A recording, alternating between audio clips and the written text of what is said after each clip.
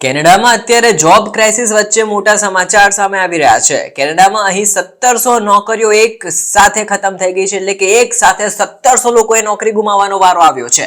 Amazon પણ હવે ક્યુબેકમાં પોતાના ગોડાઉન બંધ કરી લેશે એવો નિર્ણય લીધો છે. એમેઝોનના ક્યુબેકમાં કુલ 7 ગોડાઉન છે અને આ તમામ ગોડાઉનને હવે તે બંધ કરી દેશે. ત્યારે બુધવારે જાહેરાત કરી હતી કે ક્યુબેકમાં આગામી સપ્તાહથી તમામ કામગીરી બંધ થઈ જશે અને આના લીધે 2000 નોકરીઓ અસરગ્રસ્ત થશે. 1700 જેટલા પરમેનન્ટ એમ્પ્લોયીને પણ છટણીનો સામનો કરવો પડી શકે એમ છે. કંપનીના સ્પોક પર્સને મીડિયા સાથેની વાતચીતમાં કહ્યું કે એમેઝોન હવે નાના મોટા ઓર્ડર્સ માટે સ્મોલર કોન્ટ્રાક્ટરને આઉટસોર્સ કરશે, પોતે ડિલિવર નહીં કરે. કંપનીનું આ ડિસિઝન કોસ્ટ સેવિંગ ઇનિશિયેટિવ માટે લેવાયું છે. આનાથી કસ્ટમર્સને સેવિંગ્સ વધશે એવું જ કંપની કહી રહી છે, કારણ કે કંપની આઉટસોર્સિંગના કામથી એમેઝોનનો ખર્ચ ઘટી જશે, એટલે કે વધારે ડિસ્કાઉન્ટ આપવામાં અને ફ્રી ડિલિવરી સર્વિસ પણ વધારે પ્રોવાઈડ કરવામાં કસ્ટમરને જ ફાયદો થશે એવું એમને લાગે છે. વર્ષ 2020માં પણ તેમણે થર્ડ પાર્ટી મોડેલ અપનાવ્યું હતું અને એમેઝોનનો બિઝનેસ કેનેડામાં આમ જ ધૂમ ચાલતો હતો. સમગ્ર કેનેડામાં હજુ આ નિર્ણય લેવાશે કે નહીં એ અંગે એમેઝોને કોઈ ખાતરી નથી આપી, પરંતુ એમેઝોન તેની બધી જ ફેસિલિટીઝને લઈને આગામી 2 મહિના સુધીમાં મોટો નિર્ણય લેશે. એટલે કે ક્યુબેકમાં જો આ 7 ગોડાઉન બંધ થયા, એમાં 2000 નોકરી ગઈ, જો ઓલ ઓવર કેનેડામાં આવું થયું તો વિચારો કેટલી નોકરી જશે. ક્યુબેક એમ્પ્લોયમેન્ટ મિનિસ્ટ્રીના સ્પોક પર્સને કહ્યું કે એમેઝોન કેનેડા એક પછી એક કુલ 1997 એમ્પ્લોયને 7 લોકેશન પરથી છટણી કરશે, લે ઓફ કરી દેશે કે કાઢી મૂકશે. એમેઝોને જ્યારે લે ઓફ થવાના છે એની તારીખો પણ જાહેર કરી દીધી છે. કેનેડામાં લાવેલમાં DXT4માં 287 એમ્પ્લોઈઝ ફેબ્રુઆરી 8 સુધીમાં લે ઓફ થશે. સેન્ટ હર્બર્ટમાં 38 એમ્પ્લોય ફેબ્રુઆરી 8 સુધીમાં છટણી થઈ જશે. લાશીનમાં 319 એમ્પ્લોઈઝ, લાવેલમાં 268 એમ્પ્લોઈઝ, સેન્ટ હર્બર્ટમાં 371 એમ્પ્લોઈઝ જે 15 ફેબ્રુઆરી સુધીમાં છટણીનો સામનો કરશે, એમને નીકાળી દેવામાં આવશે.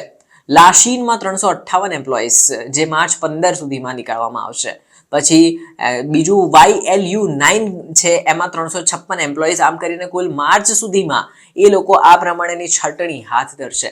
ક્વિબેક કેનેડામાં એમેઝોનના એકમાત્ર યુનિયનાઇઝ્ડ વર્કફોર્સનું એક ઘર તરીકે ગણવામાં આવતું હતું. ગત વર્ષે લાવલના વર્કર્સ કહેવાય ને એક યુનિયનમાં જોડાયા હતા, જેના કામથી તેઓ અસંતુષ્ટ હતા અને તેમને કામની વ્યસ્ત ગતિ, ઓછો પગાર, અપૂરતું આરોગ્ય અને સેફટી પ્રિકોશન્સને ધ્યાનમાં રાખીને પોતાના મંતવ્યો શેર કર્યા હતા. એમેઝોન દ્વારા જાણકારી આપવામાં આવી હતી કે પેકેજ ડિલિવરી માટે લોકલ અને થર્ડ પાર્ટી કંપનીઓની જ પસંદગી કરવી વધારે સારી રહેશે. કંપનીના પ્રવક્તા બાર્બરા એગ્રેટના જણાવ્યા પ્રમાણે આ નિર્ણય એમનેમ જ નથી લેવાયો. તેમણે કહ્યું છે કે ત્યાર પછીથી જે કર્મચારીઓ પર આની અસર થઈ છે તેમને એક પણ કહેવાય ને એક રાહત પેકેજ આપવામાં આવશે, જેમાં સર્વિસ ક્લોઝ થયા પછી 14 સપ્તાહ સુધીનો પગાર તેમને આપવામાં આવશે. એટલું જ નહીં, એમ્પ્લોયને જોબ સર્ચ માટે કેટલીક વેબસાઇટની સબસ્ક્રિપ્શન પણ ફ્રીમાં આપવામાં આવશે, જેથી કરીને તેઓ બેરોજગાર ન બેઠા રહે. વધુમાં તેમણે કહ્યું કે અહીં કંપનીના સંચાલનની સમીક્ષા કરવામાં આવી હતી અને ત્યાર પછી આ મોટો નિર્ણય લેવામાં આવ્યો હતો. એટલે કે છટણી કરેલા એમ્પ્લોઈઝને પણ 14 સપ્તાહ સુધીનો પગાર તો મળશે. કેનેડામાં કઈ જગ્યાએ એમેઝોનની જે સેન્ટર્સ છે બંધ થશે, તો એમાંનું એક વેન્ચર છે ફુલફિલમેન્ટ સેન્ટર, બીજું છે 2 શોર્ટિંગ સેન્ટર, 3 ડિલિવરી સ્ટેશન અને એક ફેસિલિટી સેન્ટર સામેલ છે.